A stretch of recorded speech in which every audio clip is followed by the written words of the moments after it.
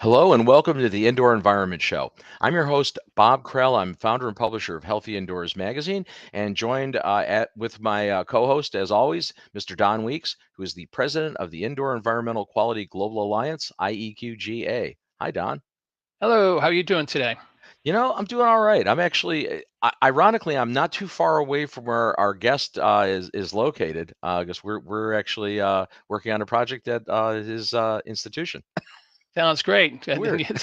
Yeah, it doesn't happen very frequently, but when it does, it's good stuff. So, how are things in Ottawa? A little snowy as usual. We have a record-breaking 300 centimeters this year, so we're shoveling a lot, to say the least. But we're hoping to get down to Florida in March, so that will be good. Good for you. All right. Well, without further ado, let's introduce our guest. Yes. All right. So this particular webcast is sponsored by ISIAC, the International Society of Indoor Air Quality and Climate. And Dr. Andrew Persley received his PhD from Princeton University in 1982 in mechanical and aerospace engineering. And he then worked from 1982 until 1990 for the Center for Building Technology, part of the National Bureau of Standards. For most of that time, Dr. Persley worked as a mechanical engineer in the Indoor Air Quality Group.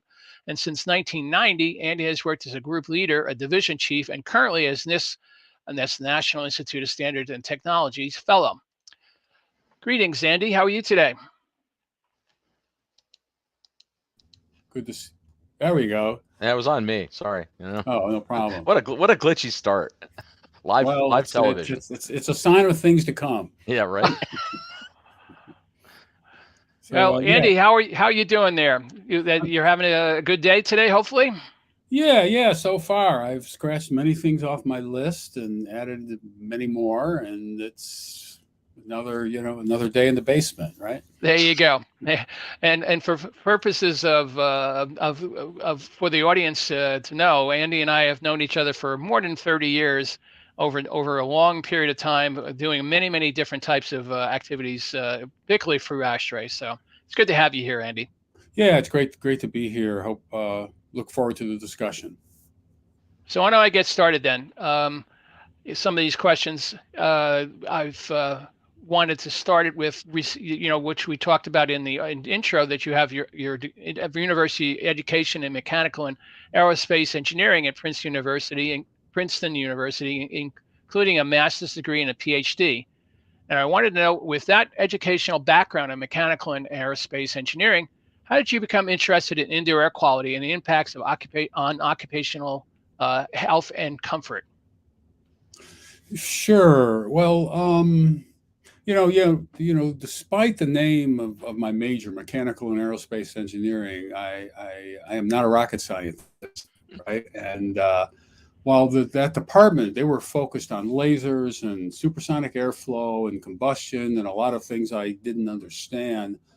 I was very fortunate to be part of an interdisciplinary research center that was working on energy efficiency, environmental policy, you know, nuclear, proliferation, all sorts of issues with people from all sorts of disciplines. And so I was lucky to be there. And while I was working on building airtightness and ventilation all along, at that time in the late 1970s, indoor air quality was starting to receive attention. I remember people putting together contraptions to measure radon concentrations, and we had a geologist in this group who kind of knew that side of the equation. And so, indoor quality was being discussed. Wasn't related so much to the department. I was an outlier, but I was lucky to be with this group of people.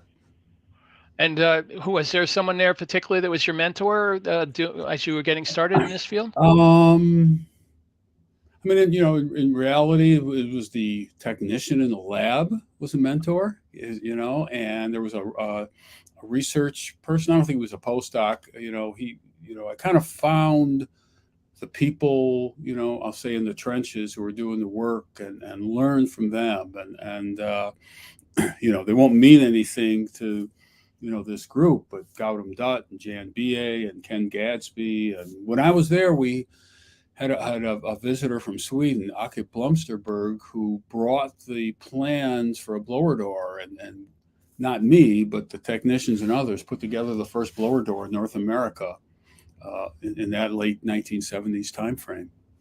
Yeah, no, that was a specifically unique operation to get a blower door from Sweden, as you mentioned, and bring them to the United States. Quite a few people who were involved in that process, I would imagine, and some who have gone on to, like Gary Nelson, have gone on to greater fame in terms of doing blower door type construction. So, and that was the in that group, they kind of came up with the concept of house doctors, right? To go in and find the leaks and find the insulation defects and find other defects to bring buildings, energy performance up to where it could be. And so people were running around doing blower door tests to measure air tightness. And I remember there was some meeting, and they weren't seeing a big impact of energy of air tightness improvements on energy efficiency. And kind of the director of the center said, well, how good are these darn blower doors anyway? And that led me and another fella to go to the same house every week for a year to do blower door tests to see how things changed over time. So I was, definitely steeped in air tightness from all along, and that topic has not faded. No, in fact, go ahead. I was going to say it's kind of intrinsically tied to indoor environmental issues. The whole building envelope and really the energy efficiency. I don't think you can separate that anymore. Finally, I think we've come to that point where the paradigm has shifted, where I think people accept the fact that everything, it's a whole set of systems, and we really have to look at it all together. Yeah, and when we don't, when somebody focuses just on the insulation or just on this fan or just on this chiller, things get missed, and you got to look at building as a system of systems, right? And you got to look at how they interact if you really want to understand what the heck's going on. And the occupants are a pretty darn important system too. Yeah, they can have a major effect on how things are actually operating, and sometimes it's operator error in terms of how they go about getting the loss of heat and everything else in their homes. Being up here in North in Ottawa, I see quite a lot of those types of houses and buildings as well that you can see on an infrared camera where the heat loss is taking place. So I did note that you were a research assistant conducting independent research on air infiltration and associated heat loss in homes. That was towards your doctorate thesis. And as you mentioned, it's been a long-term topic in many of your almost 200 published papers and articles. Perhaps you could give us, let us know let the audience know why this subject has been such a large part of your research over the years. Yeah, so why have I done research on air tightness and related topics? It's I think the short answer is I prefer to do research on topics that are relevant and might lead to an impact, right? And air tightness definitely qualifies because buildings leak, even tight buildings leak, and that impacts energy use, indoor air quality, material durability, moisture management, and so many other things. And so the fact that buildings, will leak, air, and that also because that's not always acknowledged, how that it exists even in modern buildings. And infiltration is not a good way to ventilate a building. It's uncontrolled, it's unfiltered, you don't know where it's going to enter. And back in those days, I think the quote, maybe it's from 1978 or sometime in the 1980s, it came out of Sweden. The quote was "build tight, ventilate right." And, ventilation doesn't have to be mechanical. There's all sorts of clever natural ventilation strategies that have been part of buildings for centuries, but they have to be thought through and climate sensitive and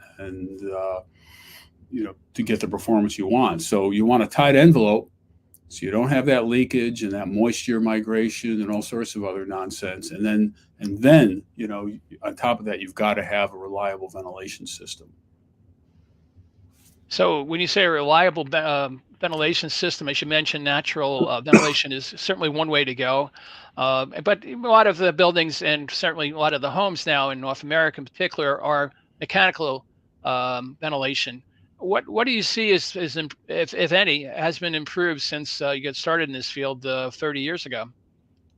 Well, I think, there's on the residential side, there's more of an acknowledgement of the, in many cases, the need to have a mechanical ventilation system. I don't think that was the case back then. Back then there was some. I did some work, and some other people were doing work on heat recovery ventilators. So there was some work going on mechanical ventilation, but it wasn't part of standards, in homes. In North America, it wasn't part of standards or just yet, but there was buildings were being built, systems were being conceived. A lot of the seminal work was done in Canada, that I think that was a reality. Buildings, commercial buildings have had mechanical ventilation systems for much longer, but I think there was just more aware, improved ability to measure their performance. Was important, and then an appreciation that performance did not always align up with design intent. That too often the system might have been well designed and installed, but over time, sensors went out of calibration or dampers broke or whatever it was, and the actual performance wasn't what the designer had intended. Noticed, I think I read a statistic just recently that there's more heat pumps being put into homes than there are new boilers. And I wonder if that's, yeah. I was wondering what's your thoughts on that? Are heat pumps a good answer for a lot of the issues that might be occurring in homes? I mean, I'm not an expert on them, but they certainly have efficiency advantages, right? And there's some people in our division looking at ground source heat pumps. Which have other advantages as well. That's heating and cooling, right? It's not necessarily outdoor air ventilation. So there are advantages to separating those two functions, thermal conditioning from ventilation. But even if you have a forced air system, not everyone realizes that there's no outdoor air duct attached to that vent, right? So an efficient way to heat and cool, of course, that's important, but how is the building being ventilated? If it's just that darn leakage still, that unreliable leakage, you're not necessarily always going to make it. And that's a big point you're making there, Andy. I mean, most of the residential building stock, at least in the United States, is not mechanically ventilated, with the exception of bathroom fans.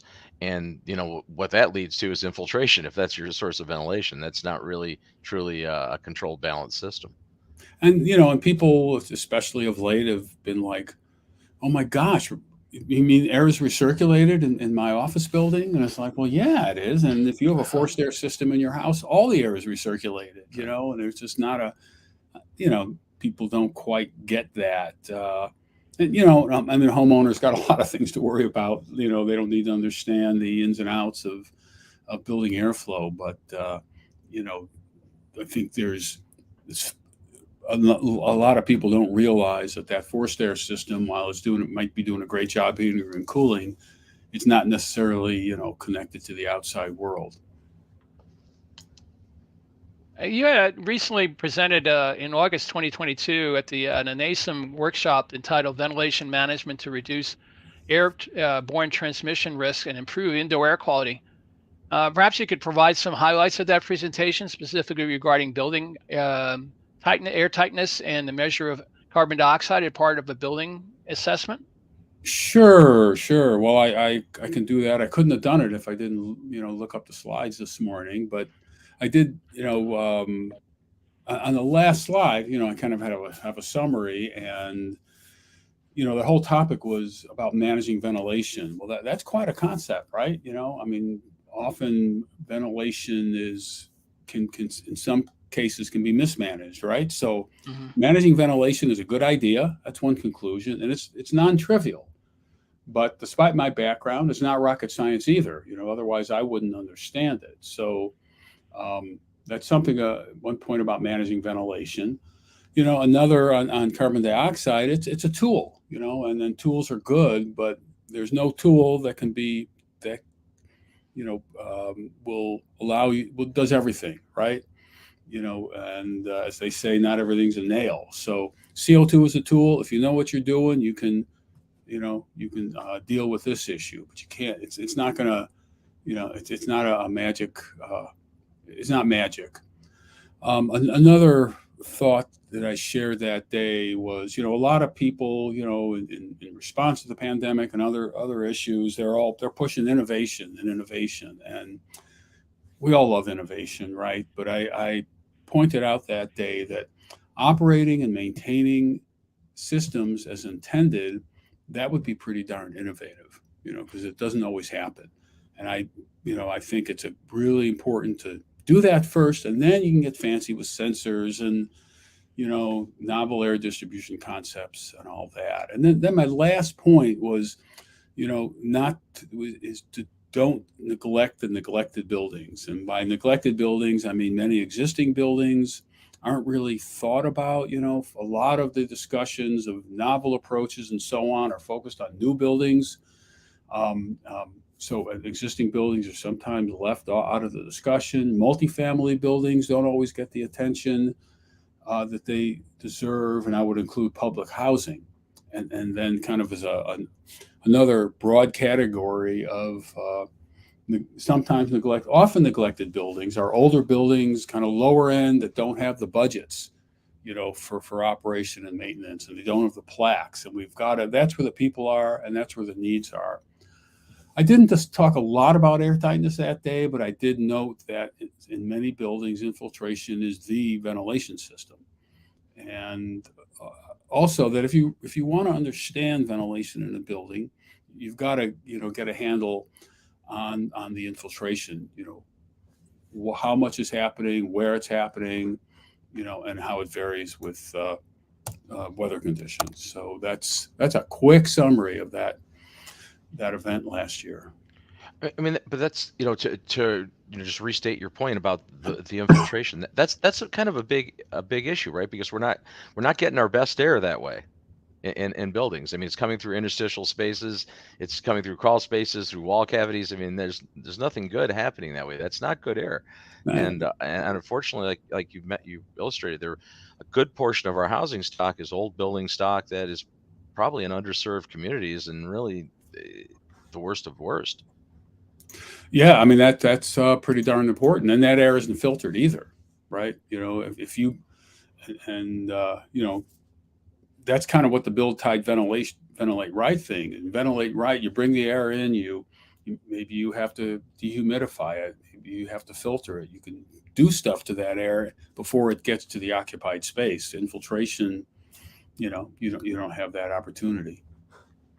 Yeah, and that's a really key point in terms of the way in which people approach this whole problem. The majority of people probably are working and living in buildings that are not as well ventilated as they should be, yet they have very little control over that. I mean, it's usually somebody else's thermostat or somebody else's ventilation system that is in place, and yet they have to kind of live through that. What would you offer in the way of suggestions or thoughts in terms of how somebody in an office building, for example, would be able to get better ventilation in their building?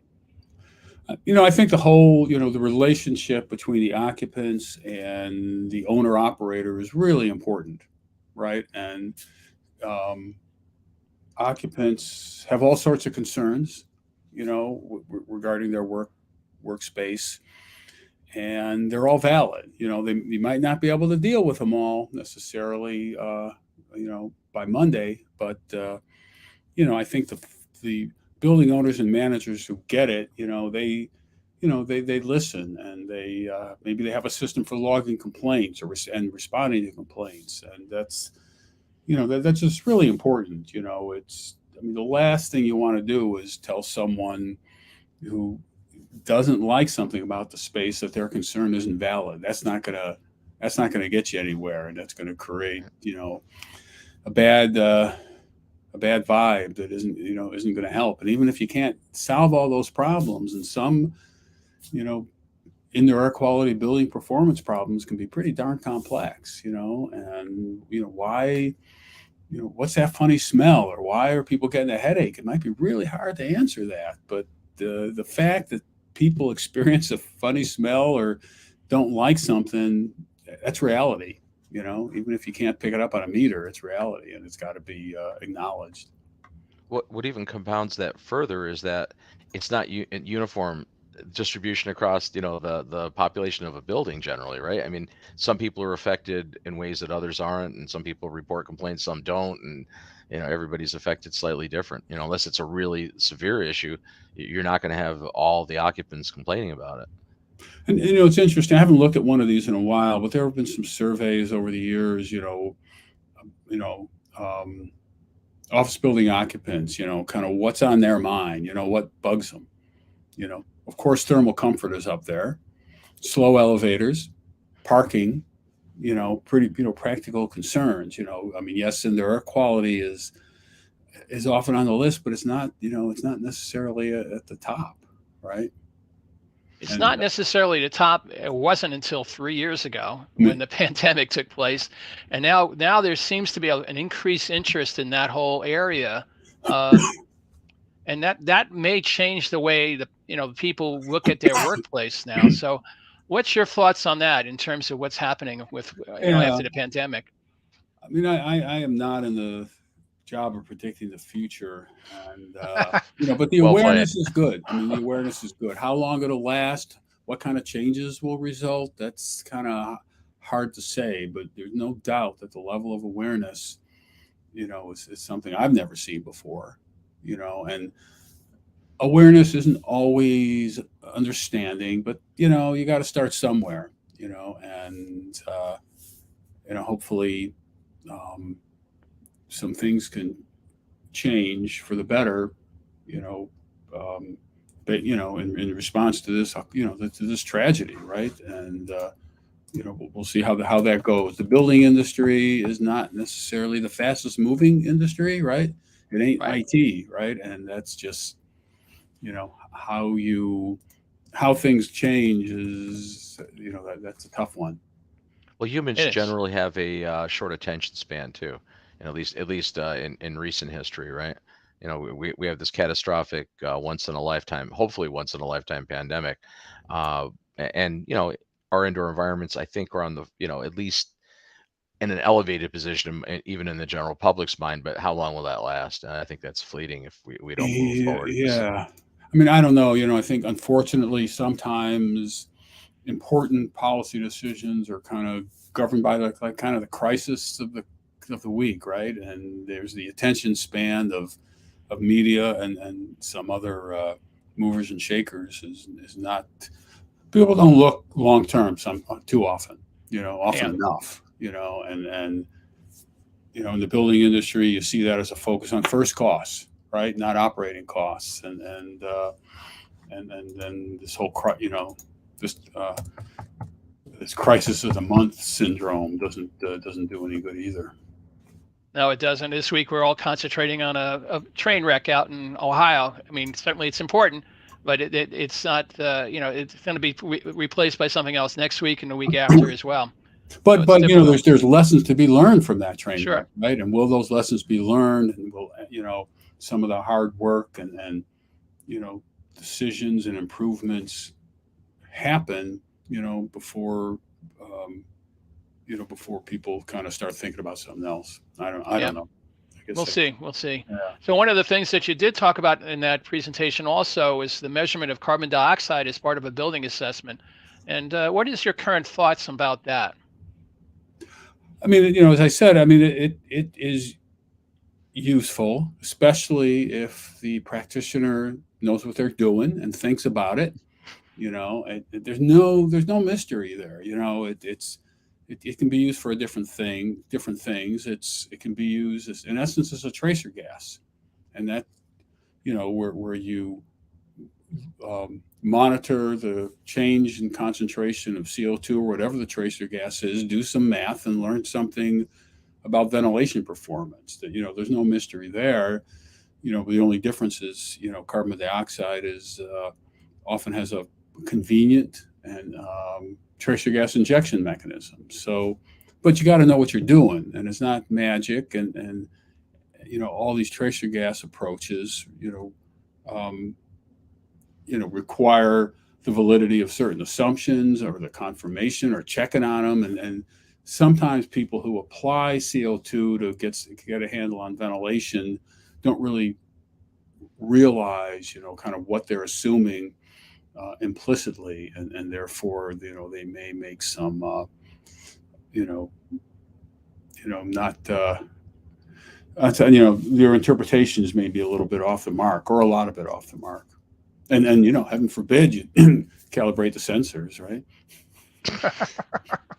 Well, I mean, isn't the occupant density a big player in that too? If you're trying to use CO2 as a tracer on a really low occupant density, and low or high, right? Like occupant density and occupant extremes, timing, relative to the measurements, and that that's you can make it fancy, and that's your tracer gas injection rate. What's the rate at which CO2 is released? Well, it depends on how many people they are, what they're doing, how their kind of their size and their age, which impacts how much CO2 they generate, and then their occupancy is not a constant, and so when the occupancy starts, when the CO2 generation starts, that dictates the time history, of the CO2 concentration, and you gotta account for that when you make the measurements and interpret the results. But again, that's not a mystery. When people go in and they make one measurement, and then they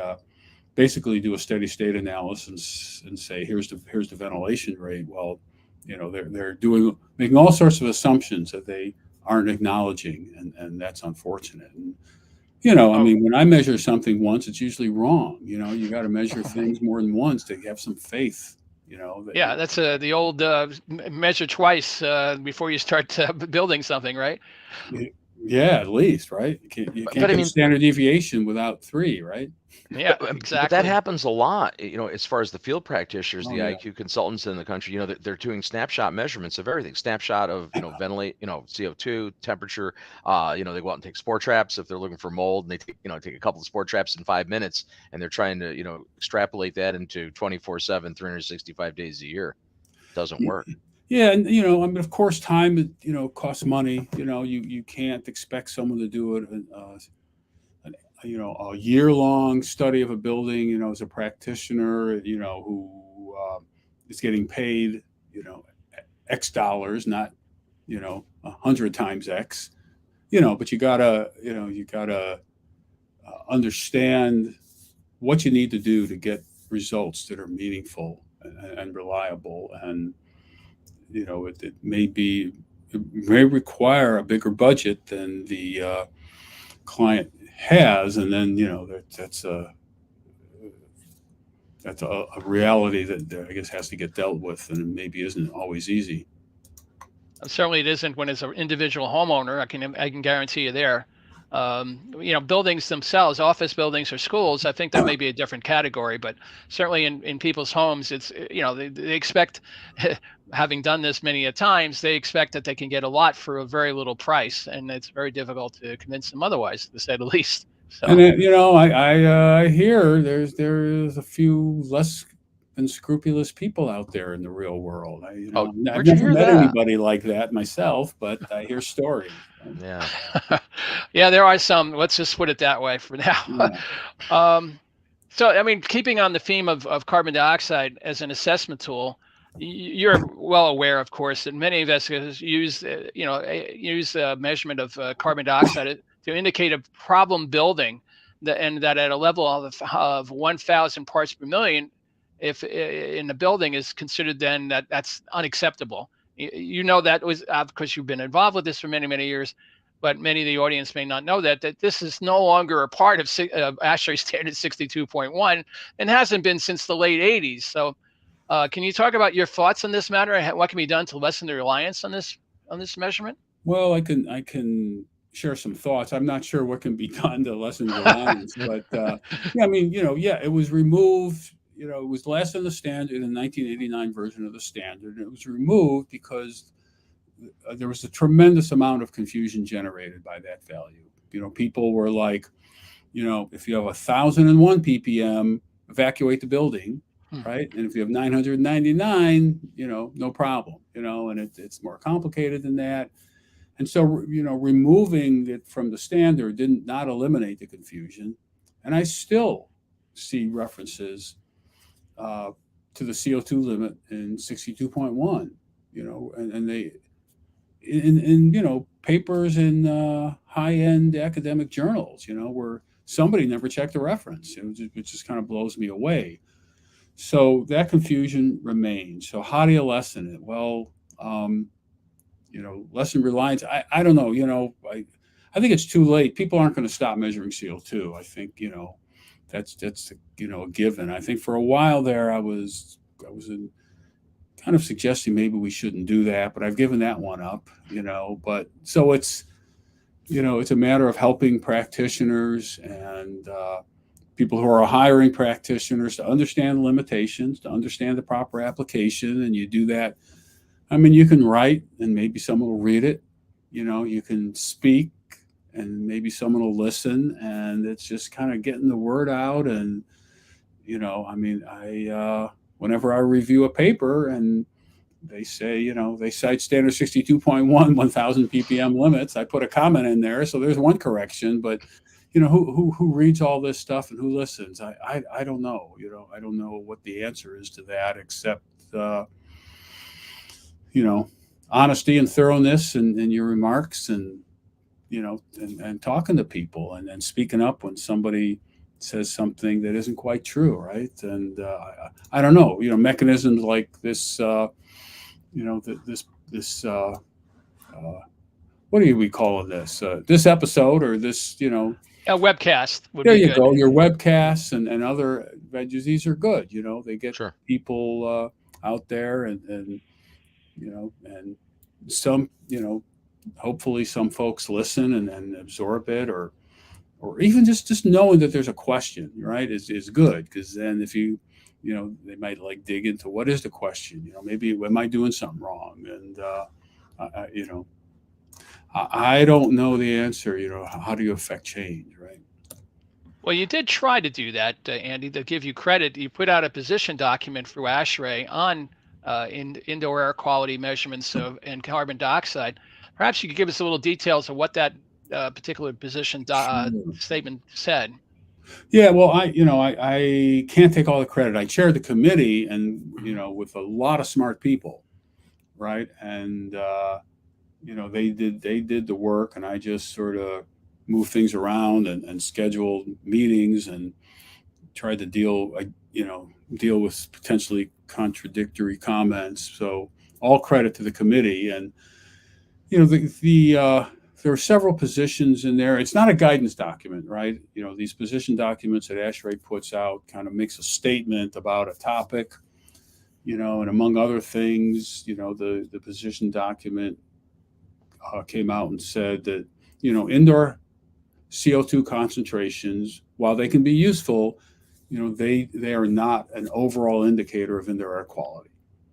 They may be a fair indicator of contaminant levels associated with the number of occupants in a space, but there's a lot of other contaminants that really have very little to do with the number of occupants, like contaminants from outside, contaminants from materials and furnishings, and so on. So indoor CO2 concentrations are useful, but they're not the whole picture of IAQ.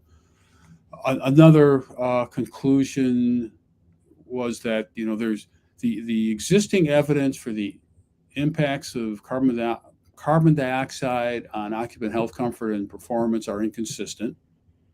Some studies show some real impacts, others don't, and therefore it'd be premature to change the existing ventilation and IAQ standards, until we understand better.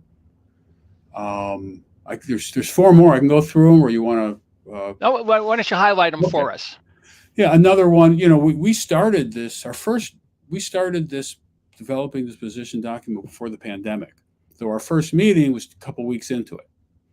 And, so we, ASHRAE had a different position document was being developed on airborne infectious diseases. I forget the title of it. That came out not that long ago. But we looked at that topic to a degree, and we pointed out that, using indoor carbon dioxide concentrations to assess the risk of airborne disease transmission, any effort to do that, you need to think about or account for what, the definition of acceptable risk, the type of space, and the fact that CO2 and infectious aerosols behave very differently.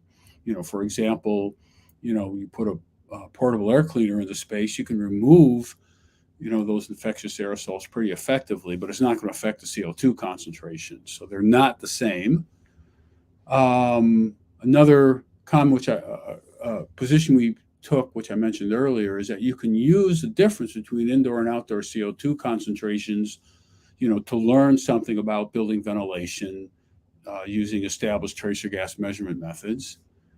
And that, if you're going to measure and interpret CO2 concentrations, you need to think about sensor accuracy, sensor location, and calibration. All those are important. And then finally, air cleaning strategies to target only CO2 won't necessarily improve overall indoor air quality because of all the other contaminants that won't necessarily be removed by those technologies. So those were the 6 positions, that are in there. There's also some recommendations for, research in different areas and a few other things. That document is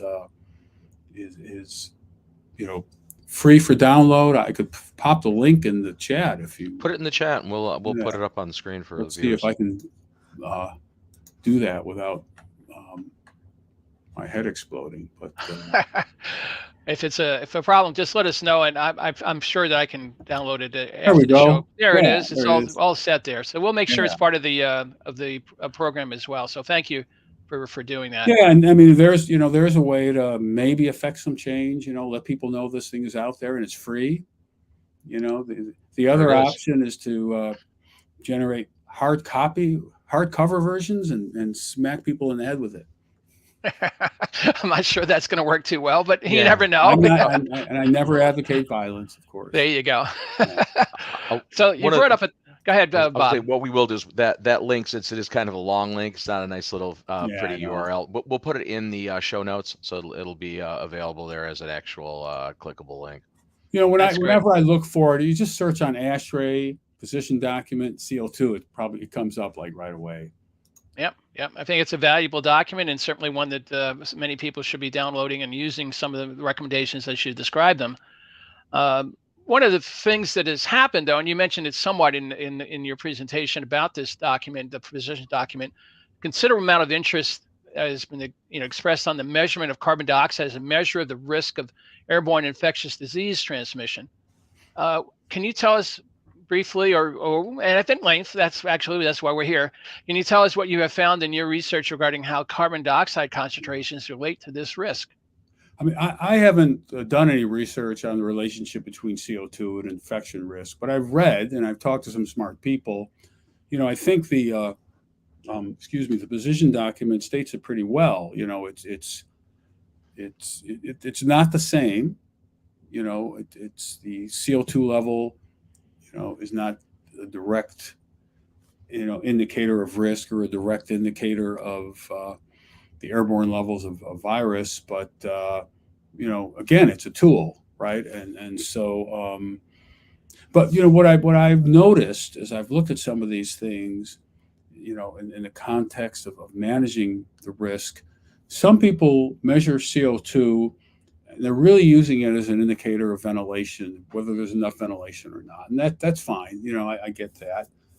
Sometimes it's used to as a more direct indicator of risk, using this concept of rebreathed air, right? Because the level of CO2 in a room is going to be, a function of the amount of air in that room that was exhaled by other people.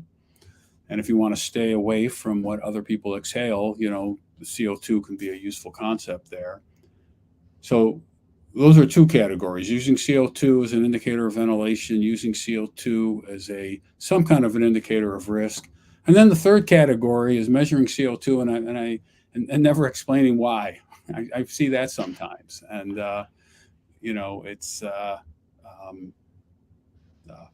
did a little paper for the conference, the Air Infiltration and Ventilation Center conference last fall, where I just kind of looked at what people were doing with CO2 in the context of the pandemic, and those are I'm going to rattle off some of those categories. We're doing a more systematic and formal literature review of that topic right now. Is that NIST or is that for ASHA? Yeah, NIST. NIST, and I have a postdoc working on that. But great. Yeah, so the AIVC, that was just not just a conference paper, but it was less formal, rigorous, literature review. And there's all these techniques I didn't know about and criteria for literature reviews. And I'm working with one of the librarians at NIST, and it's been proven to be pretty interesting. Yeah, I would imagine it would be. Yeah, we'd be interested in hearing about that, when it does in fact get published. Bob, you have a... Yeah, I was going to say, one of the things that I found really somewhat confusing for the general public, at least, is during the pandemic, we kind of, or at least the cognizant authorities, somewhat conflated the term air change with air cycle, the effective air change and all these different terms. And really, that was really for just, using portable air filtration devices to remove particulate out of a given space. And like you mentioned, the CO2, any gaseous contaminant, it's not affected by a HEPA filter, so you're really not you're addressing airborne particles. But I think there's this conception that you get air changes by putting a HEPA filter in a classroom.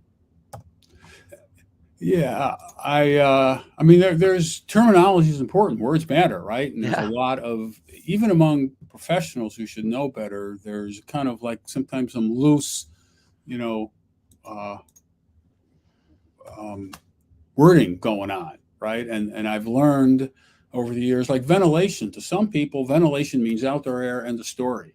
And to other people, ventilation just means whatever's coming out of that supply duct, independent of how much outdoor air it is. So it's really important to be clear by what you mean. And, the air change issue and the effective air change issue is, just kind of brings that, right in our faces, how important it is to be clear. And there's, not to pick on engineers, but there's a lot of really smart engineers who don't write very well or speak very clearly, and that's no excuse, but it's true. I wouldn't know that about that. Nobody we know, but yeah, and you're just specifically talking about mechanical engineers when you make that comment, don't you? Yeah, I'll let Menchie know about what your thoughts are about her profession. How's that?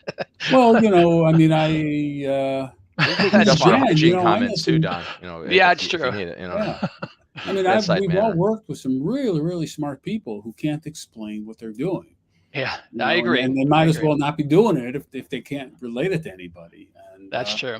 So when I do work with an engineer, particularly someone earlier in their career who can write, I remind them, you got a leg up. Yeah, that's true. That's true. You can communicate. But that's a big thing, right? Though I mean, being able to translate information, and make it something that's actionable intel for somebody other than your discipline is kind of paramount, right? To have it be usable. You do all this great research, but if it doesn't ever become anything actionable. Absolutely, yeah. I'm totally agree on that one. Yeah. So I noticed that you've done a number of papers on ventilation performance, and in a recent study you stated that many indoor air quality research studies have not included adequate evaluation of building ventilation and its impact on indoor contaminant concentrations. Can you kind of summarize your findings regarding the inadequacy of ventilation evaluation as part of an IAQ building assessment? Sure. I mean, I haven't looked at this in a while, but if you look at, I was looking at published research on indoor air quality, specifically, studies where folks measured indoor contaminant concentrations. And in way too many cases, there was no description of the building ventilation system or any characterization of the ventilation rates or other aspects of ventilation performance. And I don't know how you can interpret indoor contaminant levels, if you don't know what's going on with the ventilation. You can measure the concentration today, and tomorrow it's twice as high. Well, if you didn't measure the ventilation rate, you have no idea why it's twice as high. Was the ventilation rate lower? Was the source strength higher? You have no idea. And kind of along with that, sometimes you'll see ventilation rates reported in some kind of a publication, but you have no idea how they measured them, or the uncertainty, in the measurement. And I just can't imagine a journal paper being accepted where someone reports VOC concentrations but never described how they measured them. But somehow ventilation kind of, can discussions of ventilation can kind of get away with that, which is really unfortunate because it's so darn important, and don't measure. If you don't measure it or you don't tell me how you measure it, I don't know what's going on. So that that used to really upset me, but I've kind of gotten past that. So. That comes with age, just in case you're wondering, Andy. I think so. I think it's come with my age, and well, I kind of have a quota. I kind of have like 3 or 4 things I can get upset about. So that's kind of off the table, and I'm getting upset about other things instead. What are you getting upset about nowadays? Well, that's a great question. It's not worth it, right? Okay, no problem. Yeah. I wanted to mention that you are also a past chair of the ASHRAE committee responsible for standard 189.1, design of high performance green buildings. And it's my understanding that that standard provides total building sustainability guidance for designing, building, and operating high performance green buildings. And it's also a very big part of the International Green Construction Code. So what can you describe with the most critical aspects of that standard that can lead to high performance green buildings? Sure. Before I answer that, I'll put my standards purist hat on, and it doesn't provide guidance; it provides requirements. Okay. Right? It doesn't provide any guidance. It's you got to do this, and it's not only an integral part of the International Green Construction Code; it is the technical content. They kind of have their own front end on enforcement, but basically all the requirements in 189.1 are, that is the International Green Construction Code. So what's the most critical aspect? That's a tough one. It's energy efficiency, carbon emissions, water use, impact on the site, indoor environmental quality. For this crowd, obviously, I have to say that IEQ is the most important one, right? But you asked about getting the high performance green buildings. I think what's really important is, and we kind of referred to this earlier, is an integrated approach. Unfortunately, our standards, and this standard is written in sections. So you do the energy stuff and you're done, and then you do the water stuff and you're done. The way the complexities of buildings and systems really requires an integrated approach, and people have been talking about that for decades. And it's not clear exactly how you do it, but it's really important. And then so an integrated approach, that's pretty darn critical. And then the other is follow-up after the building is occupied to maintain that intended performance. And the 189 standard has it's a design standard, so it can't really be an operation standard, but it does have requirement for developing plans for operation. So how are things going to happen, in terms of inspections and even occupant surveys into the life of the building. So these plans are written and they're given to the building owners and operators at some point. Whether they implement those plans for operation is, the standard can't really speak to that, but I think that's a good start. Oh, is that under continuous maintenance, that particular standard? Yeah, they just met today, so it was last published in 2020. So it's due. They're kind of scrambling to get the last little bits and pieces approved before the 2023 publication. It's really complicated because it references standard 62.1, which was published last year. So they're kind of scrambling to keep up with 62.1 and then the energy efficiency standard 90.1. So they want to get it published and they want to get it done in time so that the International Green Construction Code, which will come out next year, it's a complicated scheduling issue. To say the least, that's for sure. But that's usually the case with these standards. At least they're getting out every 3 years thereabouts, and that's Yeah. better than a lot of other situations, to say the Yeah, I least. mean, everybody tried to link up with the code cycle, which is a good thing, because you can write a standard, but they're all voluntary, and until it Mhm. gets in the building code and is hopefully enforced, it's I would call it an intellectual exercise, but it's not. It's not a requirement. It's all voluntary. So you got to get it into the codes, and that takes time. And you brought a very good, important point about operations and maintenance of these systems that are put in place initially. I mean, you're right. One of the problems that I have seen in these buildings, green buildings, under LEED and under other codes that are out there, is that they give you an initial approach to the problem, particularly in new buildings, but then there's very little in the way of follow up. I'm not really sure how do you go about doing that. As you mentioned, it's hard to enforce that, but it would also be very important for people to realize, it's not just the first cost; it's the continuing cost that's gonna be an Yeah. issue over time. So how do we get that across?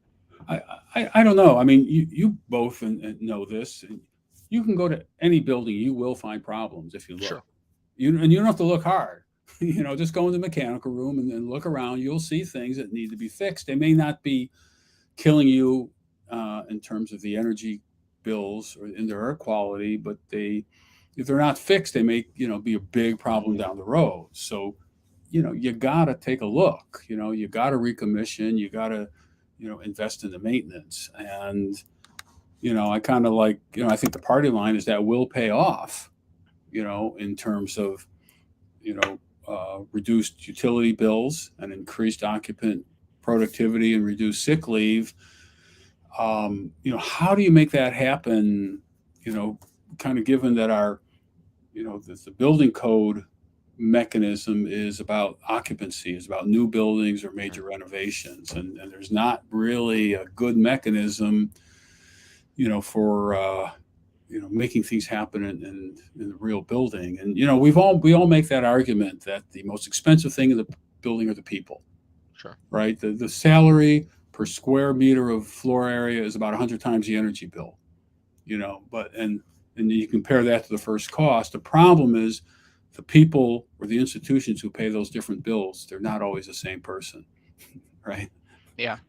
So there's an investor who creates the building, and then there's someone who's paying the salary, and there might be someone else who's paying the utility bill. And so on maybe a societal level, the economic argument is there. But if you look at, each person's wallet, it can be more challenging. But the question is, how do we stop from falling short? Because my whole time in the IAQ industry, I've been doing this 37 years now. It seems like, we've been talking about all these things we should do and all these great, all the research and all the great ideas. But when the rubber meets the road, most buildings are still not operated very well, and they're not really even constructed that well. I mean, in general, it's just, have we learned anything about indoor air quality in the last 20 years? I mean, have we ever, put it this way, have we actually taken it and put it in practice? Right. But we've learned a lot. I mean, no question. That's what I was going to say. We've learned a lot, but what have we done? What have we done with what we learned? And that's the challenge. I don't know the answer. I guess one answer is for all of us more senior people to retire and get out of the way, so the younger people with ideas and energy can solve these problems. I don't know. It's a tough one. But we started when we were younger. That's the point. I mean, I think we need to make this. This doesn't, this isn't a minor point, Andy. And you, Don, and I mean, Don's a little older than us, but not that much. It's like just a shade. It's like we've been doing this for a lot of years, and it seems like sometimes, like, I mean, I feel sometimes like I'm, going on deaf ears with things. It's frustrating. I don't know. Ask me tomorrow. Maybe I'll have a better answer. I don't know. I mean, you can keep plugging away. Yeah. Well, you speak the truth, right? Mm-hmm. You talk to people, and you kind of maybe you kind of inspire and mentor early career folks and get them off to a good start and encourage them and. And you have some personal experience with that, Andy. I mean, you have and a daughter, Sarah, I believe, right, who's following in your footsteps to some extent. To some extent, I mean, she designs commercial building HVAC systems. I don't know how to do that. And I mean, it's interesting. I mean, there's a lot of passion among the younger and early career folks. A lot of passion about sustainability and climate change. They're true believers, and they want to make a difference. And I think that maybe back in the day, people didn't necessarily get in that field because they saw the big picture the same way. So that's really nice to see. And they, and they're all about networking, right? She's real active in her local chapter, and they do all sorts of things and support each other. And, so that's really encouraging, and hopefully it'll pay off. No, I'm sure it will. Yeah, I'm sure it will. Too long. Yeah. Well, last question. We're running down to the end of the hour, and just wanted to know if you have some publications and guidelines that you're working on currently. I mean, I'm a member of the 189 committee and the 62 committee, but I'm not as totally absorbed the same way I used to be. I mean, I mentioned this literature review of how CO2 is being used in response to the pandemic. So that's that's something I'm working on with a colleague at NIST right now. I published a paper last year on how to calculate CO2 concentrations for a given space to use them as a metric of ventilation, which makes more sense, I think, than using the same value for all space types, because as we talked about before, spaces are different in occupancy, which relates to timing and CO2 generation rates, and their spaces differ in how much ventilation they're required. And so we're doing some work to calculate some of the uncertainty in some of those metric values. And the other thing I'm spending a lot of time writing these days, is a to-do list for my retirement. Right. So, oh boy.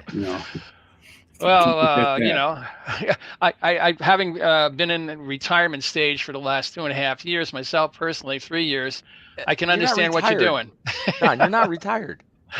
Well, I'm not. I mean, I'll be like Don. I'm not going to stop working, but I'm Right. going to, stop drawing a salary and start, drawing some other things. And actually, I'm starting to see that, and which is a little freeing, right? Maybe, for sure. When is your anticipated retirement? I've got to talk to someone in HR. I don't know, but probably, in this time frame next year, we'll see. Wow. Coming up. It's coming up. But I don't know what a couple of weeks ago it was 41 years at NIST. That's ridiculous. Yeah, that's a long time. Yeah. Yeah, there's no reason to do that. Yeah, I mean, I wouldn't go that far. It went really fast. Yeah, sure it did. I know. It's disconcerting, isn't it? Yeah, well, when you start thinking that 41 years ago is actually 1983, and some of us were working at that time, so I mean, it does seem to have gone really quickly. Yeah, it really has. So, thank you very much, Andy, for coming on to the show, and I really appreciate you answering these questions. Bob, you want to wrap this up?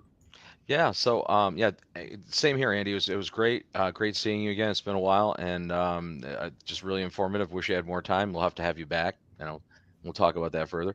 I want to remind everyone that this show, Indoor Environments, is a collaboration between the International Society of Indoor Air Quality and Climate, ISIAC, and the Indoor Environmental Quality Global Alliance, IEQGA, and produced by Healthy Indoors Media, where I fall in.